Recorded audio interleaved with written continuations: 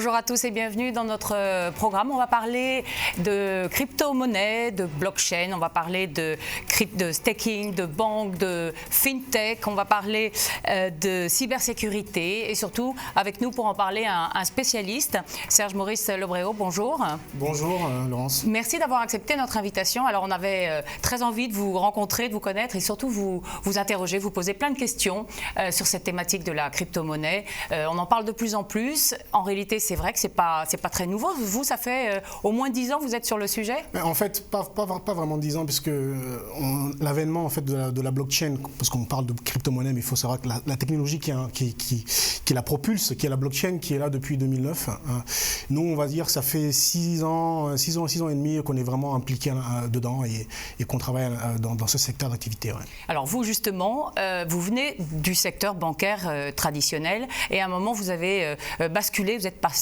un peu de l'autre côté du miroir. Comment s'est fait ce changement et pourquoi? Eh bien, tout simplement, je l'ai vu arriver de l'intérieur, entre guillemets. Enfin, j'ai vraiment vu arriver alors que j'étais encore à la banque. Et j'ai vraiment, quand j'ai commencé à comprendre la technologie, j'ai senti que c'était vraiment quelque chose de très, très disruptif.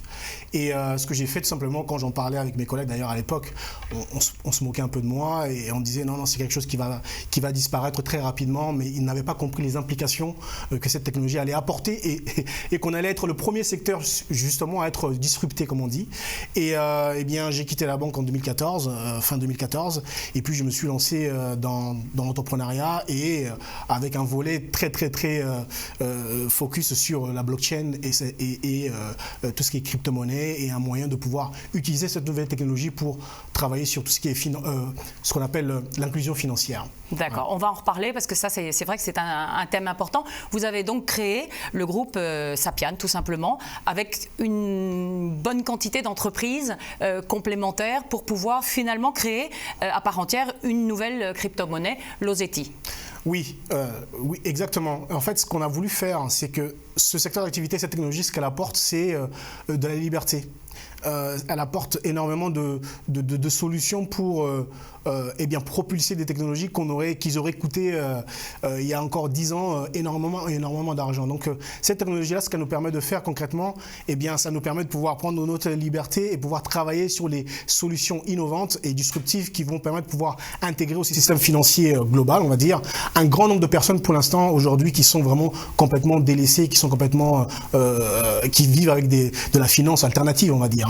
Et donc, cette technologie, c'est quelque chose qui nous permet de pouvoir justement adresser, pouvoir fabriquer et distribuer ce genre de services. Alors, le groupe Sapian et le groupe Flash, qui sont deux entités différentes, mais qui ont la même finalité, c'est-à-dire vraiment on est impliqué dans le domaine de services financiers décentralisés, parce qu'on est dans le secteur de la finance décentralisée, dans le marketing, on est aussi dans le développement, puisqu'on a beaucoup de développeurs dans la boîte, etc., etc. Donc, on veut vraiment couvrir ce spectre, on veut vraiment une solution 360 degrés. C'est-à-dire, comme je vous expliquais, c'est une solution qui permet beaucoup de liberté. Donc on se dit, est-ce qu'on crée juste un coin et on essaye d'aller essayer de trouver des partenaires, de faire des partenariats, etc. Donc on a choisi la deuxième solution, c'est-à-dire que on a voulu vraiment tout faire nous-mêmes. Alors ça prend plus de temps, ça prend plus de ressources et c'est ce qu'on a fait en fait. Donc on a créé des structures avec des structures qui sont capables de faire du hardware. J'ai pas pris la carte, j'aurais dû prendre mon Ozeti carte. Je crois que j'en ai une dans mon sac tout à l'heure, on aura l'occasion d'en reparler. Et du faire aussi du software. C'est vraiment couvrir tout ce spectre pour pouvoir être justement libre et pouvoir délivrer notre solution à nos conditions et pas aux conditions des différents partenaires qu'on pourrait avoir dans le futur. Donc concrètement, ça veut dire quoi? Ça veut dire qu'on peut acheter des Ozeti. L'Ozeti, c'est votre bébé, c'est le nom de votre coin, c'est ce qu'on appelle un stablecoin, c'est important de le préciser. En fait, c'est pas vraiment un stablecoin. Et c'est OZETIJ. OZETIJ, le G qui veut dire gold, parce que c'est un coin qui est asset pegged, comme on dit. Et son prix initial est indexé sur le prix de l'or. Ça, c'est important de le préciser. C'est vraiment important de le préciser, puisque dans notre secteur d'activité, il y a beaucoup de coins qui existent et qui sont sur le marché, il y en a plus de 7000 coins. Et ce qui est intéressant, c'est que beaucoup, pour déterminer la valeur initiale d'un coin, ça c'est vraiment au hasard, quoi. Oui. Voilà, je décide que c'est tel montant. On a vraiment pris le contre-pied de cela. On a un de nos partenaires qui possède une quantité de commodities, enfin une quantité d'or.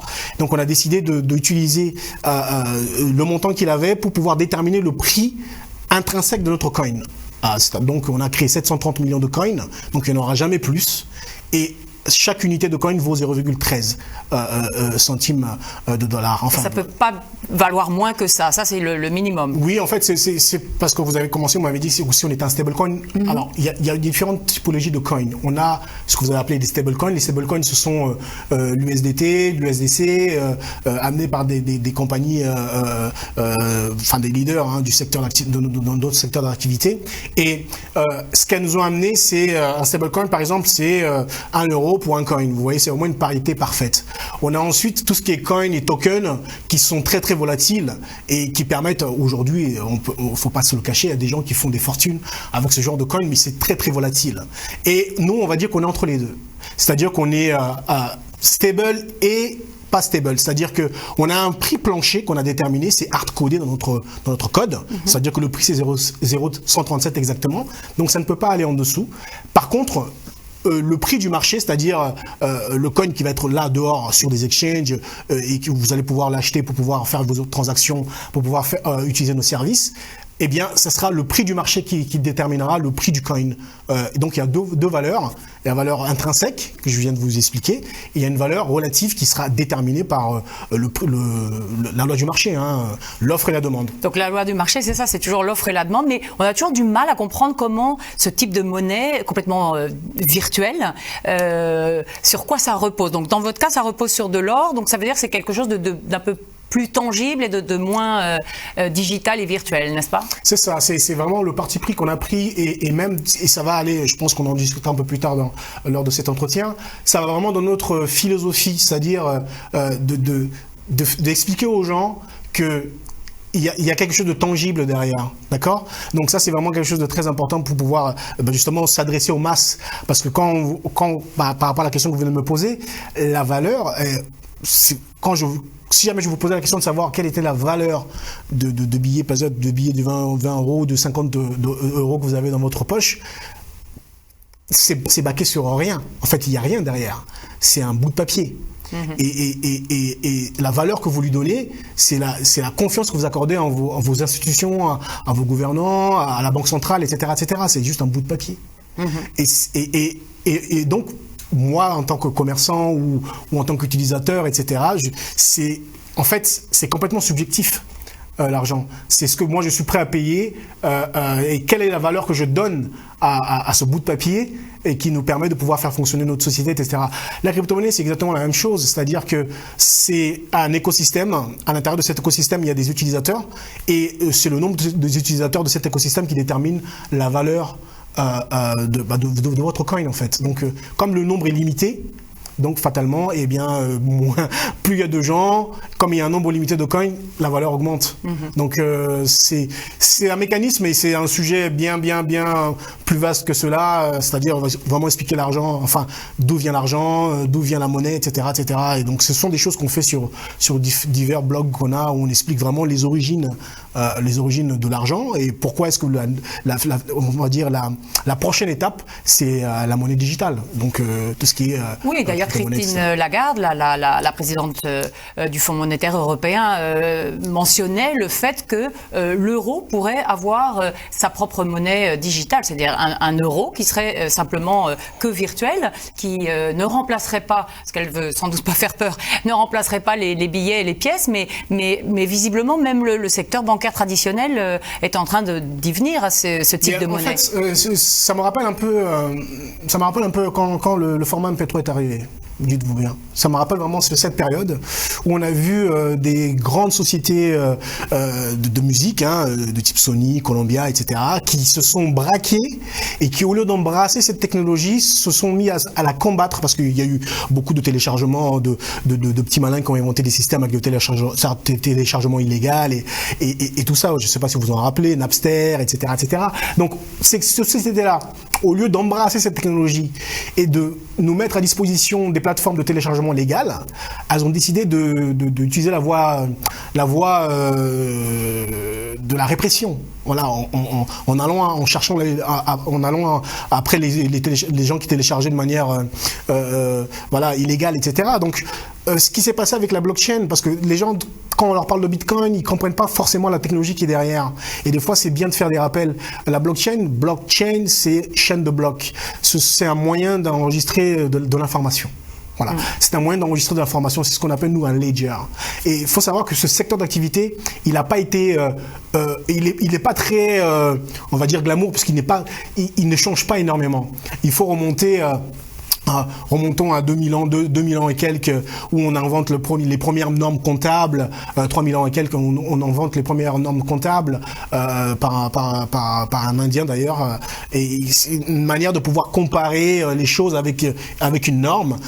Prenons aussi l'exemple au moment de la Renaissance, où le principe de la banque vraiment qu'on connaissait jusqu'en 2009, ou avec le principe des débits et crédits, avec un système à double entrée. Donc un système simple entrée, double entrée. Et ce que la blockchain a amené, en fait, c'est un troisième moyen. C'est-à-dire, en plus du crédit et du débit, eh bien, il y a ce qu'on appelle l'immutabilité, en fait, l'impossibilité de pouvoir maquiller ou modifier l'intégrité des informations qui sont contenues dans ces blocs-là. Et c'est en ça que c'est très très important et que les gens doivent comprendre. Alors oui, aujourd'hui, on parle de Bitcoin, on parle de cryptocurrency, mais c'est un peu comme si je vous parlais en début 90, quand Internet commençait à prendre de l'essor, on parlait, quand vous parliez d'Internet, vous pensiez à l'email. Donc Internet se réduisait à l'email. Eh bien, personne n'aurait pu prédire YouTube, Facebook, toutes les GAFA, et aujourd'hui ce sont les entreprises les plus puissantes au monde. Donc dans notre secteur d'activité, c'est exactement la même chose.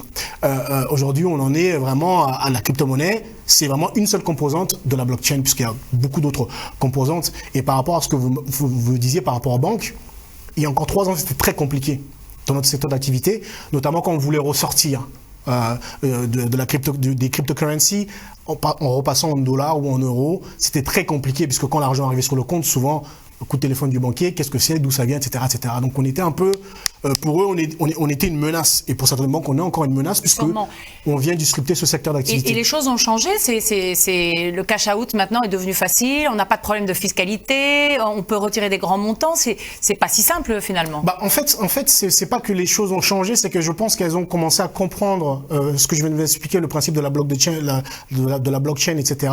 Elles ont commencé à comprendre que c'était une technologie très très disruptive et qu'elle pouvait justement les étudier, en bénéficier, notamment.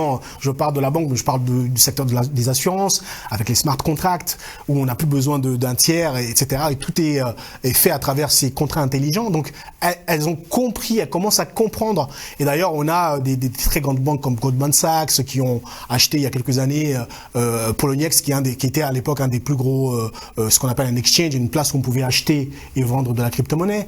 On a des banques françaises comme le Crédit Agricole, mon ancien employeur.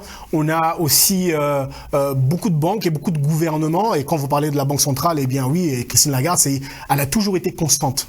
C'est-à-dire, ça fait des années qu'elle est pro-blockchain, voilà. Et on a des pays comme la Chine qui ont inventé un digital coin aussi. Et je pense que la réponse de la Banque centrale, c'est pour pas se laisser distancer par la Chine. Et d'autres pays qui sont en train de vraiment s'y intéresser, parce que c'est vraiment une technologie qui va changer énormément de choses. Et le premier secteur qui va être bouleversé, c'est le secteur financier. Donc ils nous ont pas fait de cadeaux quand on essayait de revenir en euros pour acquérir des biens ou alors des services. À un moment ou à un autre, jusqu'à présent, à un moment ou à un autre, on est obligé de revenir encore sur tout ce qu'on appelle fiat, c'est-à-dire l'euro, dollar, etc. Et vous pensez que tout ça, ça va donc évoluer, bien sûr, et se démocratiser, et ça va être de plus en plus accessible à monsieur tout le monde? En fait, oui, c'est déjà accessible à monsieur tout le monde aujourd'hui, grâce à des applications. Nous, on en propose une avec Osity et le groupe Flash, et il y a d'autres solutions dehors avec beaucoup de compagnies qui proposent ce genre d'activité, enfin ce genre de produits. La seule chose, c'est que jusqu'à aujourd'hui, c'est pas quelque chose qui est, je pourrais dire que c'est pas quelque chose qui vous permet de pouvoir faire des achats de tous les jours, des achats de quotidien, etc. On est plus sur, je veux le dire, hein, on est plus dans le Far West. On est plus dans le Far West avec beaucoup de zones grises, avec des gouvernants qui ne veulent pas légiférer parce que en légiférant, il y a des compagnies comme le Sapien et le Flash Group qui vont se mettre en ordre de bataille et qui vont faire concurrence. Et c'est à court terme des pertes d'emplois, mais à long terme, c'est plus bien évidemment, je vais rappeler Schumpeter, c'est la destruction créatrice. Derrière, on va pouvoir créer énormément d'emplois dans ce secteur d'activité. Et donc, on a des juridictions. En Europe, il y a l'Estonie, on a Malte, qui ont pris, et on a la Suisse avec la région avec le canton, la ville de Zug, qui accueille énormément de startups qui sont impliquées dans la blockchain parce qu'elles ont compris qu'il y avait là quelque chose qui allait déterminer énormément de choses dans les 5-10 ans. Le prochain Google, Facebook viendra d'un secteur aussi disruptif que la blockchain. Sans doute. Il y a deux mots qui m'intéressent par rapport à ces thématiques. C'est le mot sécurité ou cybersécurité, parce que visiblement, tout cet argent, ces millions de coins qui sont dans différentes sociétés, finalement, elle peut être accessible à des personnes qui pourraient, avec des moyens technologiques super avancés, des programmes spéciaux, avoir accès et vider des coffres-forts, des portefeuilles, etc. Parce que ça, c'est quand même une problématique. Et parfois, il y a une certaine défiance des consommateurs ou des personnes qui sont intéressées par les coins et la crypto-monnaie, mais qui ont justement cette peur du problème de sécurité. Le problème de sécurité, excusez-moi, je prends quelque chose dans mon sac parce que je pense que c'est quelque chose d'important, il faut vraiment qu'on en parle. Ce qui est intéressant dans la blockchain, c'est vraiment cette technologie, je vais encore y revenir, c'est on essaie de redonner du pouvoir aux gens et aux utilisateurs.